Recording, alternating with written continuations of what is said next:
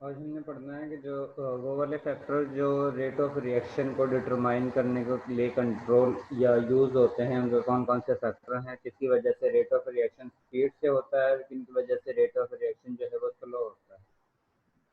इसमें सबसे पहला पॉइंट है कि वो वाले मॉलिक्यूल्स जो स्मॉल इन साइज होते हैं उनका rate of reaction large molecule से ज़्यादा स्पीड के साथ होता है।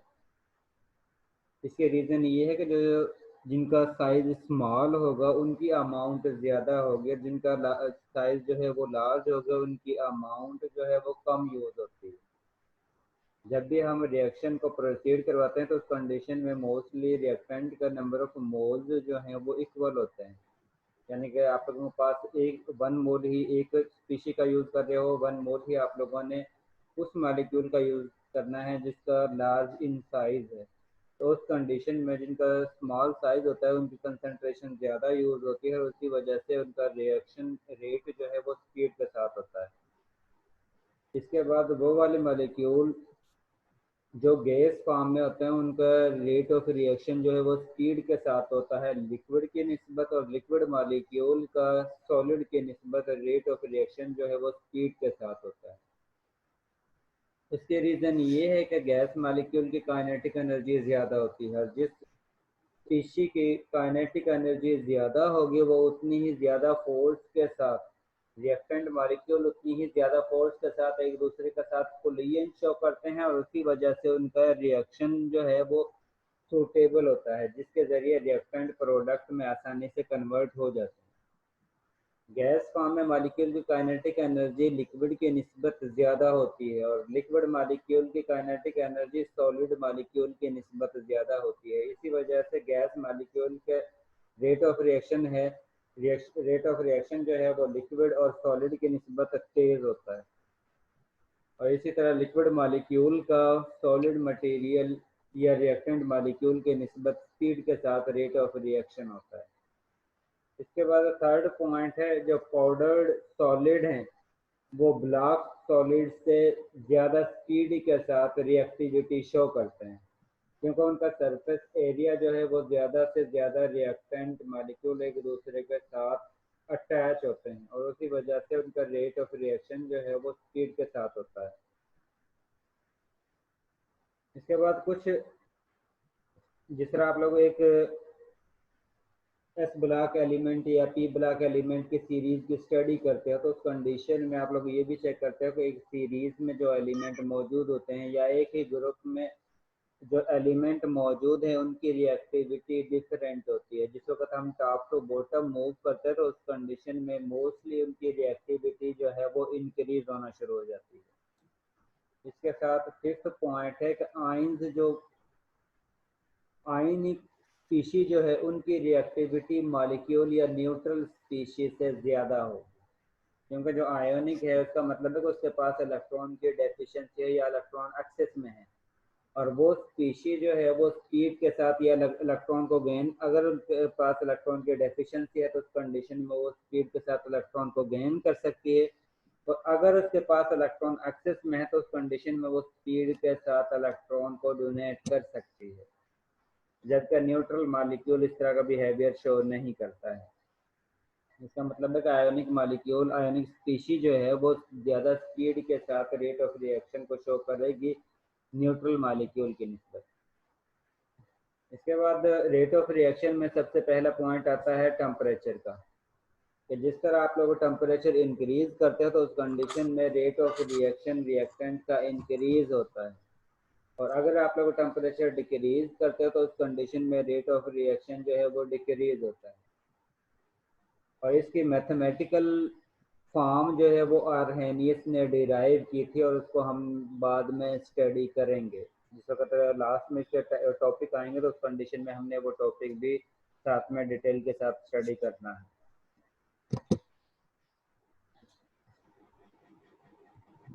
पहला पॉइंट है टेम्परेचर के, जिस तरह आप लोग टेम्परेचर इंक्रीज करोगे तो उस कंडीशन में रेट ऑफ रिएक्शन जो है वो इंक्रीज होगा। अगर टेम्परेचर आप लोग लो करते हो तो उस कंडीशन में रेट ऑफ रिएक्शन जो है वो भी लो होगा,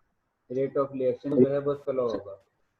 इसके बाद दूसरा पॉइंट है कैटालिस्ट। अगर आप लोग रिएक्शन के दौरान कैटालिस्ट यूज करते हो तो कैटालिस्ट ऐसी स्पीशी होती है जो रेट ऑफ रिएक्शन को स्पीड करती है और उस दौरान रिएक्शन के दौरान वो कंज्यूम नहीं होती। अगर आप लोगों के पास कैटालिस्ट ऐसा है जो रेट ऑफ रिएक्शन को इंक्रीज कर रहा है तो उस कंडीशन में हम उस कैटालिस्ट को कहते हैं पॉजिटिव कैटालिस्ट। और बाज़ जगह पर हम कैटालिस्ट ऐसे यूज करते हैं जो रेट ऑफ रिएक्शन को स्लो कर देते हैं।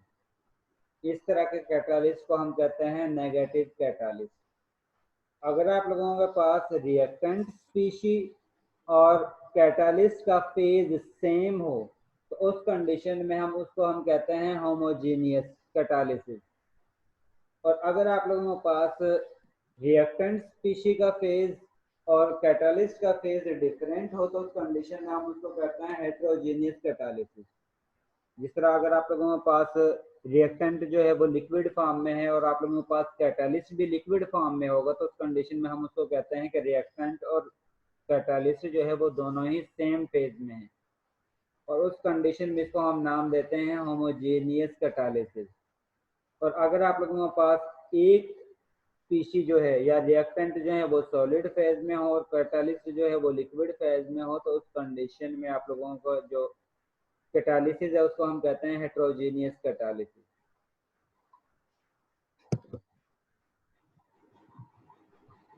इसके बाद थर्ड पॉइंट है कि अगर आप लोग रिएक्टेंट की कंसंट्रेशन ज़्यादा यूज़ करते हो तो उस कंडीशन में उनका रेट ऑफ रिएक्शन जो है वो स्पीड के साथ होता है। क्योंकि जिस वक्त आप लोग अमाउंट ज़्यादा यूज़ करोगे तो उस कंडीशन में ज़्यादा चांस होते हैं कि रिएक्टेंट के मॉलिक्यूल एक दूसरे के साथ ज़्यादा से ज़्यादा कोलिजन शो करते हैं और उनमें से जितनी ज़्यादा वो कोलिजन शो करेंगे उतनी ही ज़्यादा चांस होंगे कि रिएक्टेंट प्रोडक्ट में आसानी से कन्वर्ट हो सकता है। इसका मतलब है कि अगर आप लोगों का कंसंट्रेशन रिएक्टेंट की कंसंट्रेशन कम होगी तो उस कंडीशन में रेट ऑफ रिएक्शन जो है वो स्लो होगा और अगर रिएक्टेंट की कंसंट्रेशन ज़्यादा होगी तो उस कंडीशन में आप लोगों का रेट ऑफ रिएक्शन जिसको आप लोग यूज़ कर रहे हो उसके ज़रिए रेट ऑफ रिएक्शन जो है वो ज़्यादा होगा। और गैस मालिक्यूल के लिए आप लोगों के लिए ज़्यादा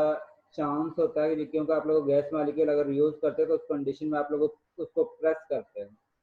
प्रेस का मतलब है कि गैस मालिक्यूल जो है जो इनर वेसल के अंदर है वो वेसल की वॉल के साथ कोलिजन शो करते हैं और जितनी ज़्यादा कोलिजन शो करते हैं जितनी उनकी काइनेटिक एनर्जी ज़्यादा होगी उतनी ही वो ज़्यादा कोलिजन शो करेंगे जो इंडिकेट करता है कि उनका प्रेशर जो है इंटरनल प्रेशर जो है अगर वो ज़्यादा होगा वो इंडिकेट करेगा गैस मालिक्यूल की काइनेटिक एनर्जी ज़्यादा है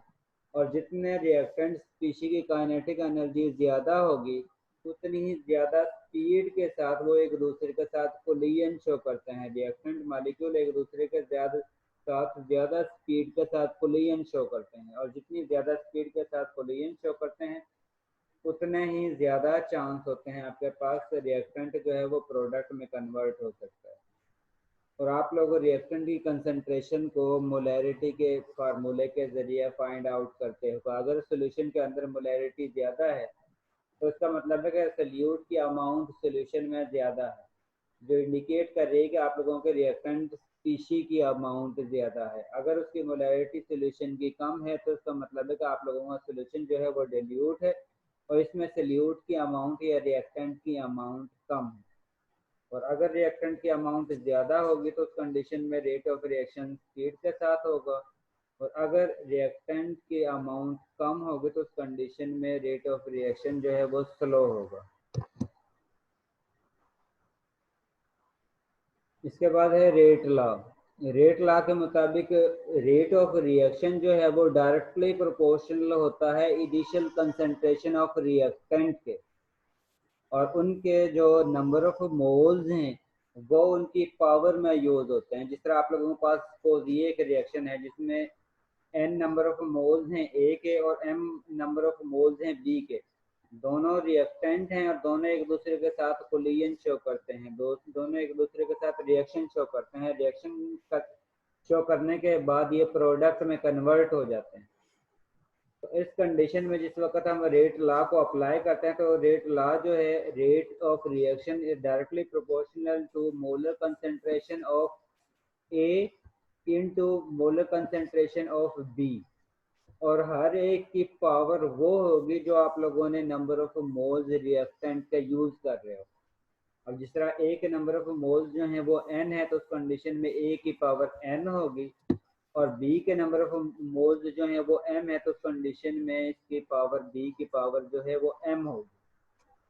और K जो है वो यहाँ पर डायरेक्टली प्रोपोर्शनल के साइन को ख़त्म करने के लिए यूज करते हैं, जिसको हम रेट कांस्टेंट भी कहते हैं। और जिस वक्त अगर आप लोगों ने इस केमिकल रिएक्शन का ऑर्डर निकालना है, तो उस कंडीशन में जो आप लोगों के पास ये पावर नज़र आ रही है, A की पावर n और B की पावर m, इन दोनों का सम निकालते हैं। इन दोनों का सम अगर 1 आता है तो उस कंडीशन में आप लोगों के पास ये रिएक्शन जो है वो फर्स्ट ऑर्डर होगा। अगर इन दोनों का सम आप लोगों के पास 2 आता है तो इसका मतलब है कि आप लोगों के पास ये रिएक्शन जो है वो सेकेंड ऑर्डर रिएक्शन होगा।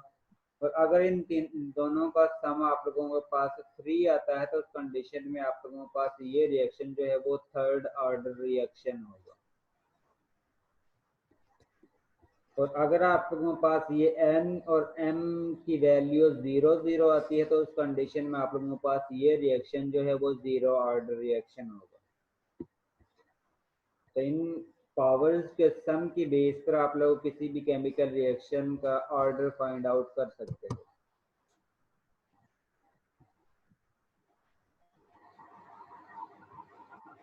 आर्हेनियस इक्वेशन जो है वो इक्वल होती है K is equal to A into E की power minus E A over R T.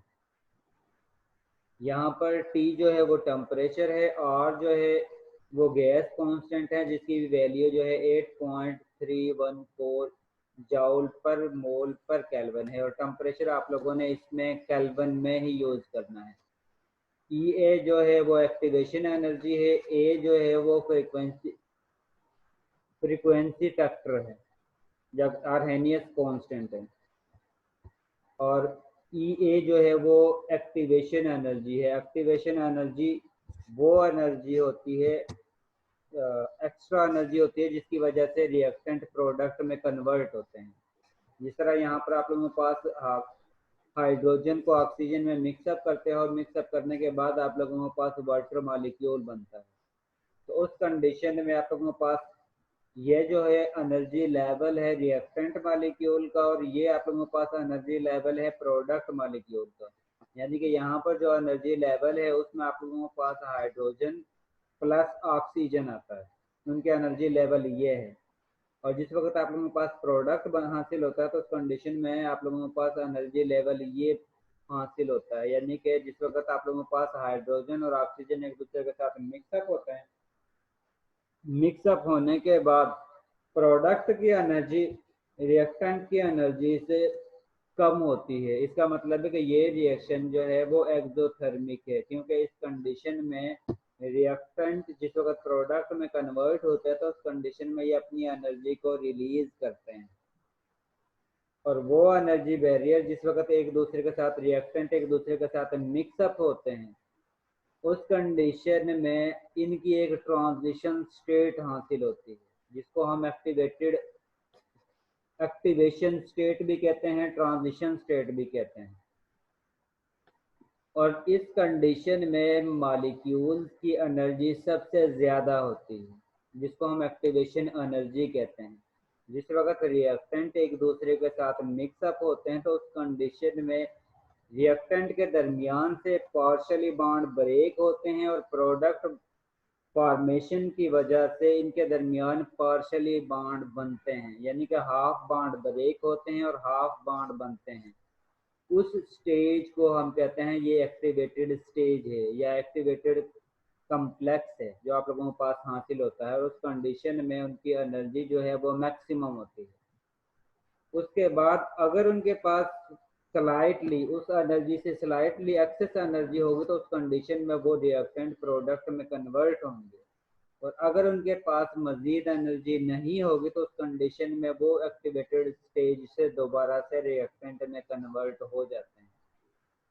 और वो इंडिकेट करते हैं कि वो रिएक्टेंट जिनके पास इस एनर्जी बैरियर से ज़्यादा एनर्जी होगी वही रिएक्टेंट प्रोडक्ट में कन्वर्ट होंगे, और जिनके पास इससे ज़्यादा एनर्जी नहीं होगी तो वो एक्टिवेटेड स्टेज पर आएंगे और उसके बाद दोबारा से रिएक्टेंट में कन्वर्ट हो जाएंगे। सर जी हेलो जी जी। सर, ये जो एक्टिवेशन एनर्जी है ये हम मॉलिक्यूल्स को देते हैं या फिर ये खुद भी पैदा करते हैं कोलिजन के जरिए? ये कोलिजन के जरिए पैदा होती है। इनके अंदर खुद ब खुद एनर्जी होती है। ये डिपेंड करती है कि आप लोगों का मॉलिक्यूल की काइनेटिक एनर्जी कितनी है, और सर जो हम इस डिपेंड करता है कि आप लोगों का जो कम्प्लेक्स बनता है उसकी स्टेबिलिटी कितनी है, उसकी स्टेबिलिटी कम है या ज़्यादा है, और उसी बेस पर आप लोगों की ये जो हाइट है वो आप लोगों के पास हासिल होती है। अगर आप लोगों को ये एक्टिवेटेड स्टेज पर जो कम्प्लेक्स बनता है उसकी स्टेबिलिटी बहुत कम है तो उस कंडीशन में ये बैरियर जो है इसकी हाइट ऊपर चली जाती है, और अगर उसकी एक्टिवेटेड स्टेज या जो स्टेबिलिटी है वो ज्यादा है तो उस कंडीशन में इसकी हाइट जो है वो नीचे आ जाती है।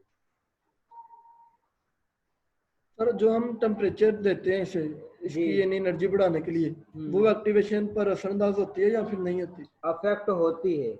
उसका अफेक्ट ये होता है कि जिस वक्त आप लोग इसकी एनर्जी प्रोवाइड कर देते हो, एनर्जी प्रोवाइड करने की वजह से इनकी कोलिजन स्पीड के साथ होती है। और मैंने आप लोगों से कहा है कि जिस मॉलिक्यूल की जो यहाँ तक पहुँचता है अगर उसके बाद उसके पास मजीद एनर्जी बचती है तो उस कंडीशन में वो प्रोडक्ट में कन्वर्ट होता है। इसका मतलब है कि जितनी ज्यादा एनर्जी होगी तो उतनी ही स्पीड के साथ ये प्रोडक्ट में कन्वर्ट हो जाएंगे, और जितनी स्पीड के साथ रिएक्टेंट प्रोडक्ट में कन्वर्ट होते हैं उतनी ही बैरियर की ये जो हाइट है वो कम होना शुरू हो जाती है। इसका मतलब है कि जितना टेम्परेचर ज्यादा करते जाओगे तो उस कंडीशन में इसके बैरियर की हाइट जो है, एक्टिवेशन एनर्जी जो है, ये जो आप लोगों के पास हासिल हो रही है जिसके जरिए रिएक्टेंट एक्टिवेटेड कम्प्लेक्स में कन्वर्ट हो रहे हैं, उसकी हाइट कम होना शुरू हो जाती है और उसी वजह से रिएक्टेंट आसानी से प्रोडक्ट में कन्वर्ट हो जाते हैं। और कैलिस का काम भी यही होता है कि ये जो आप लोगों के पास बैरियर हासिल हो रहा है जिसके जरिए आप लोगों के पास रिएक्टेंट एक दूसरे के साथ मिक्स होते हैं, उसके बाद एक्टिवेटेड फॉर्म में कन्वर्ट होते हैं, उसके बाद प्रोडक्ट में कन्वर्ट होते हैं। कैटालिस्ट का काम भी यही होता है कि इसी बैरियर को डिक्रीज कर दे ताकि आसानी से रिएक्टेंट प्रोडक्ट में कन्वर्ट हो जाए। टेम्परेचर का भी यही फैक्टर होता है कि ये बैरियर हाइट को थोड़ा सा डिक्रीज कर देते हैं। जिस वक्त ये बैरियर थोड़ा सा डिक्रीज होगा तो उस कंडीशन में ये रिएक्टेंट आसानी से प्रोडक्ट में कन्वर्ट हो जाते हैं। Yes sir. ठीक है। इसके बाद ये मैंने आप लोगों को बता दिया कि बैरियर हाइट अगर वो रिएक्टेंट की स्टेबिलिटी कम होगी तो उस कंडीशन में बैरियर हाइट ज़्यादा होगी और उस कंडीशन में रिएक्टेंट आसानी से प्रोडक्ट में कन्वर्ट नहीं होंगे, और अगर आप लोगों के पास इसलिए बैरियर हाइट कम होगी तो उस कंडीशन में रिएक्टेंट एक दूसरे के साथ कोलिजन शो करके आसानी से प्रोडक्ट में कन्वर्ट हो जाएंगे। और इसके बाद जिस वक्त ये एक्टिवेटेड स्टेज में कन्वर्ट होते हैं तो उस कंडीशन में अगर इनके पास स्लाइटली एक्सिस एनर्जी होगी तो उस कंडीशन में ही ये एक्टिवेटेड स्टेज से प्रोडक्ट में कन्वर्ट होंगे, अदरवाइज ये एक्टिवेटेड स्टेज से दोबारा से रिएक्टेंट में कन्वर्ट हो जाएंगे। इसके बाद कोलिजन थ्योरी के दो पॉइंट हैं कि जिसकी बेस पर आप लोगों के रिएक्टेंट प्रोडक्ट में कन्वर्ट होते हैं। एक में वो कहता है कि जिस वक्त आप लोगों के पास कोलिजन होती है, रिएक्टेंट स्पीशी के रिएक्टेंट मॉलिक्यूल की आपस में कोलिजन होती है तो उस कंडीशन में उनके पास इतनी एनर्जी होनी चाहिए कि जिसके दौरान ओल्ड बॉन्ड, जिस तरह आप लोगों ने हाइड्रोजन और ऑक्सीजन की एग्जांपल पढ़ी है कि जिस तरह हाइड्रोजन हाइड्रोजन के दरमियान से बॉन्ड ब्रेक हो रहा है और ऑक्सीजन ऑक्सीजन के दरमियान से बॉन्ड ब्रेक हो रहा है, और उसके नतीजे में आप लोगों के पास वाटर मॉलिक्यूल बन रहा है। तो उस कंडीशन में इतनी एनर्जी होनी चाहिए कि उस कंडीशन में रिएक्टेंट के दरमियान से बॉन्ड ब्रेक हो सके और जो आप लोगों के पास प्रोडक्ट बन रहा है उनके बॉन्ड फॉर्मेशन हो सके। दूसरा पॉइंट ये है कि जिस वक्त उनकी कोलिजन होती है तो उनकी प्रॉपर ओरिएंटेशन होनी चाहिए। ये ना हो कि आप लोगों के पास एक साइड पर एक चीज लगी हुई है और मॉलिक्यूल जो है वो दूसरी साइड से उसके साथ कोलिजन शो कर रहा है, तो उस कंडीशन में रिएक्शन नहीं होगा।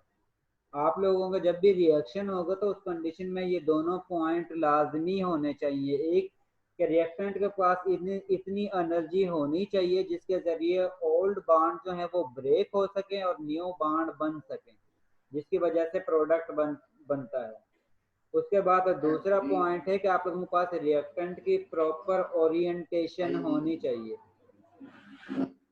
अगर उनकी प्रॉपर ओरिएंटेशन नहीं होगी जिस वक्त वो कोलिजन कर रहे हैं तो उस कंडीशन में आप लोगों के पास प्रोडक्ट हासिल नहीं होगा।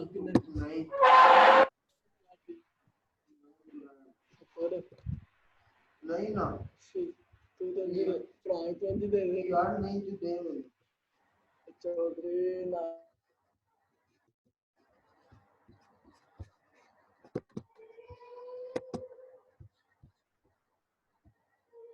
अगर मालिक्यूल के पास इतनी एनर्जी है कि जिसके जरिए वो कोलिजन शो करते हैं, कोलिजन शो करने के बाद वो प्रोडक्ट में कन्वर्ट हो जाते हैं, तो उसको हम कहते हैं इफेक्टिव कोलिजन।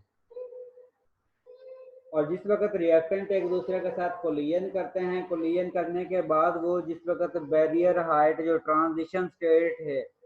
उस तक पहुंचते हैं, तो उस कंडीशन में वो एनर्जी ऑलमोस्ट हर मॉलिक्यूल के पास मौजूद होती है। उसके बाद अगर उसके पास कुछ एनर्जी एक्स्ट्रा है तो उस कंडीशन में वो रिएक्टेंट से प्रोडक्ट में कन्वर्ट होते हैं, और उस कोलिजन को हम कहते हैं कि ये इफेक्टिव कोलिजन है। और अगर आप लोगों के पास रिएक्टेंट जो है कोलिजन शो करते हैं लेकिन वो प्रोडक्ट में कन्वर्ट नहीं होते, तो उस कोलिजन को हम कहते हैं इनइफेक्टिव कोलिजन। अगर वो कोलिजन के दौरान प्रोडक्ट में कन्वर्ट हो जाते हैं तो उसको हम इफेक्टिव कोलिजन कहते हैं, और अगर वो प्रोडक्ट में कन्वर्ट नहीं होता तो उनको हम इनइफेक्टिव कोलिजन कहते हैं। जिस तरह यहाँ पर आप लोगों के पास एग्जांपल दी हुई है कि इस कंडीशन में रिएक्टेंट जो है वो इफेक्टिव कोलिजन शो कर रहे हैं कि उनके पास इतनी एनर्जी है कि जिस वक्त वो एक दूसरे के साथ कोलिजन करते हैं तो वो फौरन से प्रोडक्ट में कन्वर्ट हो जाते हैं, उनकी प्रॉपर ओरिएंटेशन भी है। लेकिन जिस वक्त इसकी हम एग्जांपल लेते हैं या इसकी एग्जांपल लेते हैं तो उस कंडीशन में इनके पास ना ही इतनी एनर्जी है ना ही इनकी ओरिएंटेशन जो है वो प्रॉपर है, जिसके जरिए ये एक दूसरे के साथ कोलिजन तो शो कर रहे हैं लेकिन ये प्रोडक्ट में कन्वर्ट नहीं हो रहे। लेकिन इसके जरिए जिस वक्त हम इनको चेक करते हैं तो उस कंडीशन में इनकी ओरिएंटेशन भी प्रॉपर है और इनकी एनर्जी भी प्रॉपर है, और इसके जरिए ये एक दूसरे के साथ कोलिजन कर रहे हैं, कोलिजन के बाद ये प्रोडक्ट में कन्वर्ट हो रहे हैं।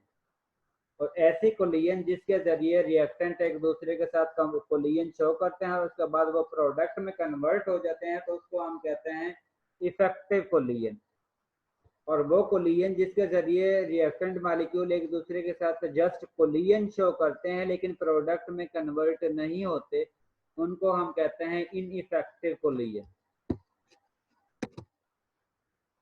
इसके लिए एक एग्जांपल आप लोगों के सामने है जिसमें आप लोगों को NOCl का रिएक्शन करवा रहे हो NOCl के साथ, जिसके जरिए आप लोगों के पास नाइट्रिक ऑक्साइड बन रहा है और साथ में क्लोरीन मॉलिक्यूल बन रहा है। तो इस कंडीशन में अगर आप लोगों के पास कोलिजन की ओरिएंटेशन एक स्पेसिफिक ऑर्डर के साथ होगी, यानी कि इस कंडीशन में आप लोगों के पास क्लोरीन के साथ मिक्स अप होकर क्लोरीन मॉलिक्यूल बना रहा है, और उसके बाद आप लोगों के पास नाइट्रोजन ऑक्साइड साथ में बन रहा है। अगर इनकी ओरिएंटेशन ऐसी होगी कि ये क्लोरीन इस क्लोरीन के साथ कोलिजन शो करेगा, तो उस कंडीशन में इनकी इफेक्टिव कोलिजन होगी क्योंकि इनकी ओरिएंटेशन प्रॉपर होगी, क्योंकि क्लोरीन एटम ने दूसरे क्लोरीन एटम के साथ कंबाइन होकर क्लोरीन मॉलिक्यूल बनाना है। इसका मतलब है कि अगर आप लोगों के पास ये जो शेप है जो सबसे लार्ज आप लोगों के पास नजर आ रही है वो क्लोरीन की है, ये आप लोगों के पास ऑक्सीजन की है और ये आप लोगों के पास नाइट्रोजन की है। अब जिस वक्त इनकी कोलिजन होती है आप लोगों के पास इन दोनों का आप लोगों ने रिएक्शन करवा रहे हो, रिएक्शन के दौरान आप लोगों के पास नाइट्रोजन ऑक्साइड बन रहा है जिसमें ये नाइट्रोजन है, ये आप लोगों के पास ऑक्सीजन है, और इसके साथ क्लोरीन के दरमियान बॉन्ड बन रहा है। अब अगर आप लोगों के पास ये कोलिजन होती है कि आप लोगों के पास नाइट्रोजन दूसरे नाइट्रोजन के साथ कोलिजन करता है, जिस वक्त आप लोगों के पास एक दूसरे के मॉलिक्यूल की कोलिजन होती है तो उस कंडीशन में एक साइड से एक मॉलिक्यूल का नाइट्रोजन और दूसरे मॉलिक्यूल का नाइट्रोजन एक दूसरे के साथ कोलिजन शो करते हैं, तो उस कंडीशन में ये इफेक्टिव कोलिजन नहीं होगी, क्योंकि बॉन्ड बनाना है क्लोरीन ने क्लोरीन के साथ, नाइट्रोजन ने नाइट्रोजन के साथ बॉन्ड नहीं बनाना। इसलिए हम इस कोलिजन को इनइफेक्टिव कोलिजन कहते हैं, क्योंकि इनके साथ आपस में कोई बॉन्ड नहीं बनता है। इसी तरह अगर आप लोगों के पास क्लोरीन नाइट्रोजन के साथ कोलिजन शो करता है तो उसको भी हम इनइफेक्टिव कोलिजन कहते हैं, क्योंकि क्लोरीन ने नाइट्रोजन के साथ बॉन्ड नहीं बनाना। वही मालिक एटम जिसने दूसरे एटम के साथ बॉन्ड बनाना है, अगर वो एक दूसरे के साथ कोलाइड करेंगे तो आप लोगों के पास इफेक्टिव कोलिजन होगी और उनकी ओरिएंटेशन भी प्रॉपर होगी। अदरवाइज इनकी ना ही ओरिएंटेशन प्रॉपर होगी और ना ही इनके कोलिजन जो है वो इफेक्टिव होगी। इसके बाद अगर आप लोगों के पास इस तरह ओरिएंटेशन है कि क्लोरीन एक स्पीशी का मॉलिक्यूल के क्लोरीन दूसरे मॉलिक्यूल के क्लोरीन के साथ कोलिजन शो करता है, तो उस कंडीशन में आप लोगों के पास इफेक्टिव कोलिजन होगी, क्योंकि उस कंडीशन में इनकी ओरिएंटेशन भी एक दूसरे के साथ ऐसी है कि जिसके जरिए क्लोरीन क्लोरीन के साथ आसानी से बॉन्ड बना सकता है। और जिस वक्त क्लोरीन क्लोरीन के साथ बॉन्ड बनेगा तो उस कंडीशन में क्लोरीन और ऑक्सीजन के दरमियान से बॉन्ड ब्रेक हो जाएगा और उसके नतीजे में, उसके रिजल्ट में आप लोगों के पास नाइट्रिक ऑक्साइड और क्लोरीन जो है वो प्रोडक्ट हासिल होगा। इसीलिए हर वो कोलिजन जिसमें प्रॉपर ओरिएंटेशन होगी और रिएक्टेंट मॉलिक्यूल के पास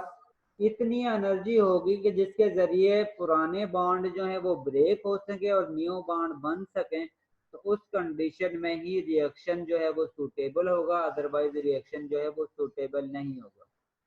अदरवाइज रिएक्शन जो रिएक्टेंट स्पीशी जो है वो प्रोडक्ट में कन्वर्ट नहीं होगी। इसके बाद है रिएक्शन मैकेनिज्म।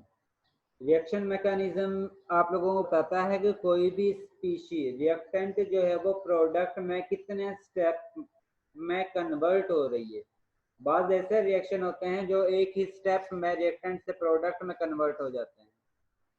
और बाद ऐसे होते हैं कि जो मल्टीपल स्टेप में रिएक्टेंट से प्रोडक्ट में कन्वर्ट होते हैं। जली मुर्तजा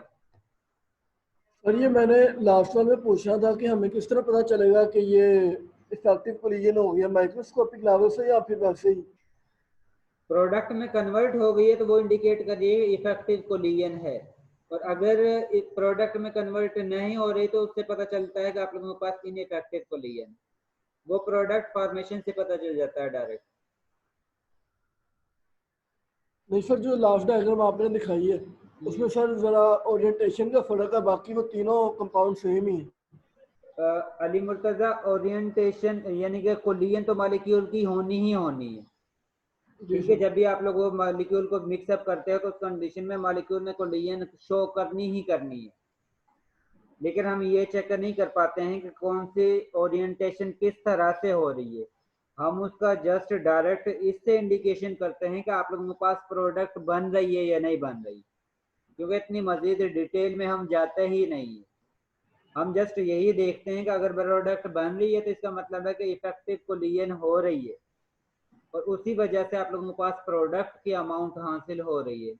और अगर प्रोडक्ट नहीं बन रही तो इसका मतलब है कि इनइफेक्टिव कोलिजन हो रही है। आप लोगों के पास प्रोडक्ट हासिल नहीं हो रही, जस्ट रिएक्टेंट एक दूसरे के साथ कोलिजन करते हैं और वो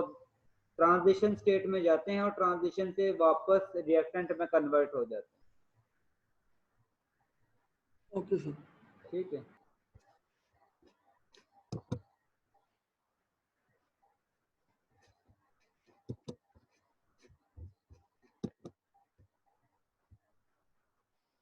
और उनको जिस वक्त रिएक्टेंट जो है एक से दूसरे मॉलिक्यूल में, दूसरे से तीसरे में, तीसरे से चौथे में और फिर प्रोडक्ट में कन्वर्ट होते हैं, इनके बारे में कंप्लीट स्टेप के स्टडी जो है वो इस रिएक्शन का मैकेनिज्म कहलाती है, जो हमें बताती है कि आप लोगों का रिएक्शन जो है वो कितने स्टेप के दौरान होता है। इसके जरिए बाद ऐसे रिएक्शन हैं जो सिंगल स्टेप में रिएक्टेंट से प्रोडक्ट में कन्वर्ट हो जाते हैं और बाद ऐसे रिएक्शन होते हैं जो मल्टीपल स्टेप में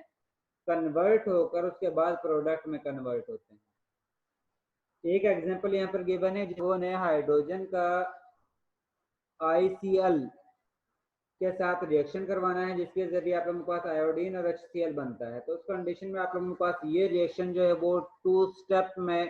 प्रोडक्ट में कन्वर्ट होता है। डायरेक्टली जब आप लोग रिएक्शन लिखते हो तो उस कंडीशन में आप लोग सिंगल एक ही रिएक्शन लिखते हो, जिसके जरिए आप लोगों के पास HCl बनता है और आयोडीन बनता है। लेकिन जिस वक्त आप लोग इसका मैकेनिज्म स्टडी करते हो तो उस कंडीशन में पहले जो है H2 रिएक्शन करता है एक मालिक्यूल एक मोल HCl के साथ, सॉरी ICl के साथ, और उस कंडीशन में एक HCl बनता है और एक ही HI बनता है आप लोगों के पास। उसके बाद फर्दर HI जो है रिएक्शन करता है ICl के साथ, और उस कंडीशन में आप लोगों के पास HCl बनता है, उसके साथ आप लोगों के पास आयोडीन गैस बनती है। तो इस कंडीशन में आप लोगों के पास जिस वक्त नेट रिजल्ट लिखते हो, नेट इक्वेशन लिखते हो,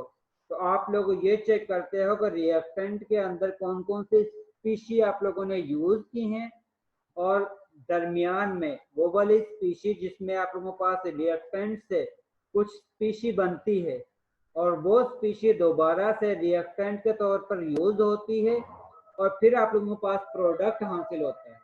तो उस स्पीशी को हम कहते हैं कि ये इंटरमीडिएट है। जिस तरह आप लोगों के पास यहाँ पर जो है HI बन रहा है, जिस वक्त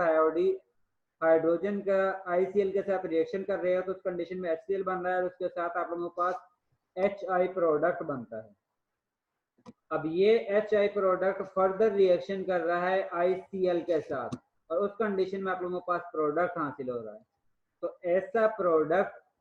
जिसके जरिए रिएक्टेंट जो है रिएक्शन करते हैं, रिएक्शन के जरिए आप लोगों के पास एक प्रोडक्ट हासिल होता है और वो प्रोडक्ट सेकंड स्टेप में या थर्ड स्टेप में दोबारा से रिएक्शन शो करके कंज्यूम हो जाता है। तो ऐसे प्रोडक्ट को हम कहते हैं इंटरमीडिएट, यानी कि एक दरमियानी स्टेज में प्रोडक्ट हासिल हुआ है और उसके बाद वो खत्म हो गया है। इस तरह के कंपाउंड को या इस तरह के जो आप लोगों के पास प्रोडक्ट हासिल होता है उसको हम कहते हैं इंटरमीडिएट। और इस कंडीशन में जिस वक्त आप लोग नेट रिजल्ट निकालते हो तो उस कंडीशन में आप लोग रिएक्टेंट स्पीशी को प्रोडक्ट स्पीशी से अगर वो कंज्यूम हुई है तो कैंसिल कर देते हैं। जिस तरह ये आप लोगों के पास 2 स्टेप में रिएक्शन हुआ है जिसमें आप लोगों के पास रिएक्टेंट साइड पर हाइड्रोजन है, ICl है और HI है। अब 3 चीजें हैं। अब आप लोगों ने चेक करना है कि प्रोडक्ट साइड पर आप लोगों के पास कौन कौन सी चीज बनती है। तो प्रोडक्ट साइड पर आप लोगों के पास एक बनता है HCl, दूसरी बनती है HI और तीसरी स्पीशी बनती है वो आयोडीन है। अब आप लोगों ने सेम स्पीशी को, सेम कंपाउंड को जो रिएक्टेंट में भी यूज हो रहा है, प्रोडक्ट के तौर पर भी आप लोगों के पास हासिल हो रहा है, उसको आप लोगों ने कैंसिल आउट करना है, क्योंकि वो आप लोगों के पास इंटरमीडिएट है, यानी कि ऐसी चीज है जो बनी है, बनने के बाद वो कंज्यूम हो गई है और उसकी वजह से आप लोगों के पास प्रोडक्ट हासिल हुआ है। इसका मतलब है कंज्यूम हो गई है तो आप लोगों के पास वो तो बची ही नहीं है, इसीलिए उसको हम केमिकल रिएक्शन के अंदर नहीं लिखते हैं। तो ये HI जो है आप लोगों के पास रिएक्टेंट में भी यूज हो रहा है और उसके साथ आप लोगों के पास प्रोडक्ट में भी हासिल हो रहा है। तो इस कंडीशन में हम इन दोनों को कैंसिल आउट कर देते हैं। इसके बाद जितना भी आप लोगों के पास बाकी चीज बचती है जो रिएक्टेंट की है उसको हम लेफ्ट साइड पर लिखते हैं और जो प्रोडक्ट के कम मॉलिक्यूल बचते हैं उनको हम राइट साइड पर लिखते हैं और उसके बाद उसको हम नेट इक्वेशन कहते हैं, जो आप लोगों के पास नेट रिजल्ट हासिल होता है। इसी तरह आप लोग कैटालिस्ट यूज करते हो। बाकी रिएक्शन मैंने कहा कि ऐसे होते हैं जो सिंगल स्टेप में होते हैं, जिस तरह ओजोन ऑक्सीजन रेडिकल के साथ रिएक्शन करते हैं, रिएक्शन करने के बाद आप लोगों के पास ऑक्सीजन जो है मॉलिक्यूल हासिल होता है और ये रिएक्शन बड़ा स्लो होता है। इसके बाद आप लोग क्लोरोफ्लोरोकार्बन के बारे में आप लोगों ने स्टडी किया है कि जो आप लोग ये एसी वगैरह यूज करते हो इनमें से क्लोरोफ्लोरोकार्बन जो है वो प्रोड्यूस होती हैं और उनकी वजह से डिप्लीशन होती है या ओजोन लेयर की डिप्लीशन होती है। इसके रीजन ये होती है कि ये मॉलिक्यूल बड़े अनस्टेबल होते हैं और ये इनकी वजह से फ्री रेडिकल क्लोरीन जनरेट होती है या फ्री रेडिकल हैलोजन जो है वो जनरेट होते हैं। वो फ्री रेडिकल जो है आसानी के साथ ओजोन के साथ रिएक्शन करते हैं, और जिस वक्त वो ओजोन के साथ रिएक्शन करते हैं तो उस कंडीशन में आप लोगों के पास ऑक्सीजन गैस जो है वो जनरेट होती है। इसके साथ जो है हेलो ऑक्साइड जो है वो जनरेट होता है। उसके बाद hello oxide further atomic oxygen के साथ रिएक्शन करके ऑक्सीजन गैस प्रोड्यूस करता है, और उसके साथ हेलोजन जो है वो फ्री रेडिकल की फॉर्म में दोबारा से जनरेट हो जाता है। ये फिर मजीद दोबारा से ओजोन के साथ रिएक्शन करता है और फिर ओजोन की क्वांटिटी को डिक्रीज करना शुरू कर देता है। और इसी वजह से ओजोन की डिप्लीशन या ओजोन की लेयर में जो है खराबी इसी वजह से ज्यादा होना शुरू हो गई है, क्योंकि हम इस तरह की गैसेस को यूज कर रहे हैं। क्योंकि यहाँ पर आप लोगों के पास ये फ्री रेडिकल क्लोरीन जो है वो कैटालिस्ट के तौर पर यूज हो रहा है, जिसकी वजह से ओजोन के साथ ये रिएक्शन कर रहा है। रिएक्शन करने के बाद ये क्लोरो ऑक्साइड में कन्वर्ट हो रहा है, और ये दोबारा से फर्दर एटॉमिक ऑक्सीजन के साथ रिएक्शन करके फर्दर क्लोरीन रेडिकल में दोबारा से जनरेट हो रहा है। इसका मतलब है कि ये रिएक्शन को स्पीड अप करवा रहा है। इनिशियल जिस वक्त ओजोन एटॉमिक ऑक्सीजन के साथ रिएक्शन करते हैं तो उस कंडीशन में जो ऑक्सीजन बनती है ये बड़ी स्लो रिएक्शन होता है, और अगर आप लोग इसमें फ्री रेडिकल क्लोरीन ऐड कर देते हो तो उस कंडीशन में यही रिएक्शन जो है वो स्पीड के साथ होता है, जिसके नतीजे में ओजोन की क्वांटिटी जो है वो स्पीड के साथ डिक्रीज होना शुरू हो जाती है। और इसी वजह से ओजोन की क्वांटिटी ओजोन लेयर में कम होना शुरू हो गई है, क्योंकि हम एसी वगैरह का जो एसी हैं उनको यूज जो है हमने ज्यादा कर दिया है, या ऐसे इंस्ट्रूमेंट्स हमने यूज करने शुरू कर दिए हैं जिनकी वजह से ओजोन का रिएक्शन ओजोन डिप्लीशन जो है वो ज्यादा स्पीड के साथ होना शुरू हो गई है। जिन ऐसे केमिकल्स प्रोड्यूस कर रहे हैं इंस्ट्रूमेंट जो है जिनकी वजह से ओजोन जो है वो ऑक्सीजन में स्पीड के साथ कन्वर्ट होना शुरू हो गई है, और उसी वजह से टॉक्सिक रेज जो है जो ओजोन की वजह से जमीन तक नहीं पहुंच पाती थी लेकिन अब पहुंचना शुरू हो गई है, और उसी वजह से आप लोगों का जो इन्वायरमेंट है वो भी चेंज होना शुरू हो गया। जिस वक्त आप लोग कैटालिस्ट यूज करते हो तो उस कंडीशन में कैटालिस्ट का काम ये होता है कि इसकी जो ट्रांजिशन स्टेज है, जो आप लोगों के पास बैरियर हाइट हासिल होती है उसकी हाइट को ये डिक्रीज कर देती है। जिस तरह यहाँ पर आप लोगों के पास ओजोन ऑक्सीजन के साथ रिएक्शन करती है तो उस कंडीशन में ये इसकी बैरियर हाइट है, ये इसके ट्रांजिशन स्टेट है। उसके बाद ट्रांजिशन स्टेट से ये प्रोडक्ट में कन्वर्ट होती है, और इसके बाद अगर आप लोग इसमें क्लोरीन रेडिकल इसमें ऐड कर देते हो जो कि कैटालिस्ट के तौर पर इस्तेमाल होता है, तो उस कंडीशन में ये इसकी बैरियर हाइट को कम कर देता है, और जितने बैरियर हाइट कम होगी उतनी ही आसानी के साथ रिएक्टेंट प्रोडक्ट में कन्वर्ट होंगे, और जितनी आसानी के साथ ओजोन ऑक्सीजन एटॉमिक ऑक्सीजन के साथ रिएक्शन करना शुरू कर देगी, आसानी के साथ ओजोन एटॉमिक ऑक्सीजन के साथ रिएक्शन करके ऑक्सीजन गैस और एटॉमिक ऑक्सीजन प्रोड्यूस करती जाएगी, उतनी ही स्पीड के साथ ओजोन की क्वांटिटी जो है वो कम होना शुरू हो जाएगी। और जितनी ज्यादा क्वांटिटी ओजोन की कम होगी इसका मतलब है कि हमारा इन्वायरमेंट जो है उतना ही ज्यादा पोल्यूटेड होना शुरू हो जाएगा, क्योंकि उस वजह से ज्यादा टॉक्सिक रेडिएशन जो है वो जमीन पर फॉल करना शुरू कर देंगे, और उसी वजह से हम बीमार या हमारा क्लाइमेट जो है वो चेंज होना शुरू हो जाता है। इसके बाद नेक्स्ट टॉपिक है कैटालिस्ट। मैंने आप लोगों को बताया था कैटालिस्ट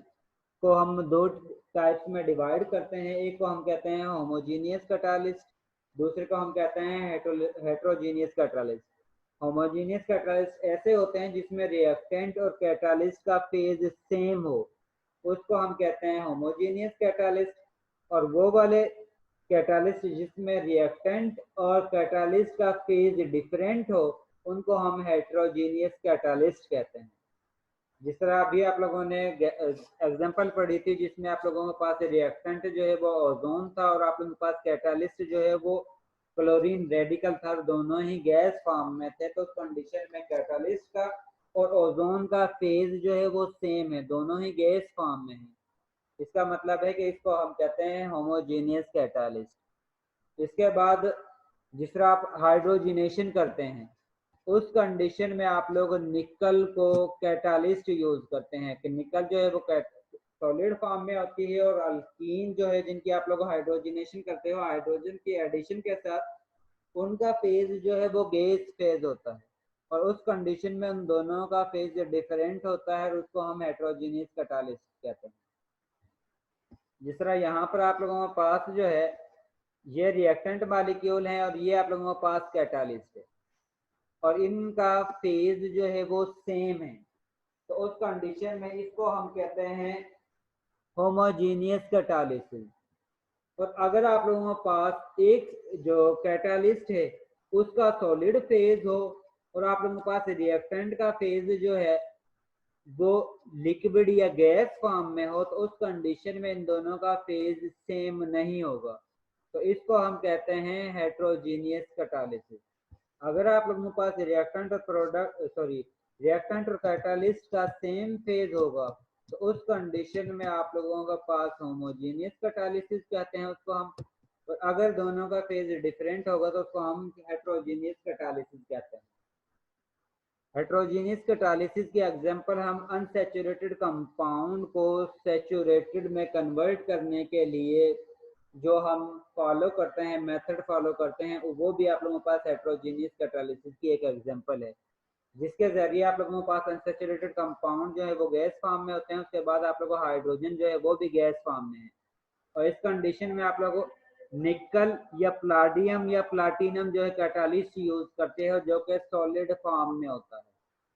और उसके बाद आप लोगों के पास ये रिएक्शन होता है। इस कंडीशन में रिएक्टेंट जो है वो गैस फॉर्म में है और कैटालिस्ट जो है वो सॉलिड फॉर्म में है और उसके जरिए आप लोगों के पास रिएक्शन होता है। इसका मतलब है कि रिएक्टेंट और कैटालिस्ट का फेज डिफरेंट है, इसीलिए हम इसको हेट्रोजेनियस कैटालिसिस कहते हैं। इसी तरह आप लोग कैटालिस्ट को आप लोगों की बॉडी के अंदर डिफरेंट केमिकल रिएक्शन होते हैं, उनके लिए भी आप लोगों के बॉडी के अंदर कुछ प्रोटीन मौजूद होती हैं जो कि कैटालिस्ट का काम करती हैं, जिनको हम एंजाइम्स कहते हैं और उसी की वजह से आप लोगों के बॉडी के अंदर जो भी रिएक्शन होते हैं वो स्पीड के साथ होते हैं, जिनके हम स्पेसिफिक नाम एंजाइम कहते हैं। उसका काम भी यही होता है कि आप लोगों के पास सबस्ट्रेट जो है एंजाइम की सरफेस के साथ अटैच होता है, अटैच होने के बाद इनके दरमियान से बॉन्ड जो है वो ब्रेक होना शुरू होता है और जिस वक्त आप लोगों के पास ये सबस्ट्रेट जो है प्रोडक्ट में कन्वर्ट होता है, प्रोडक्ट में कन्वर्ट होने के बाद ये दोबारा से एंजाइम की या कैटालिस्ट की सरफेस से डिटैच हो जाते हैं।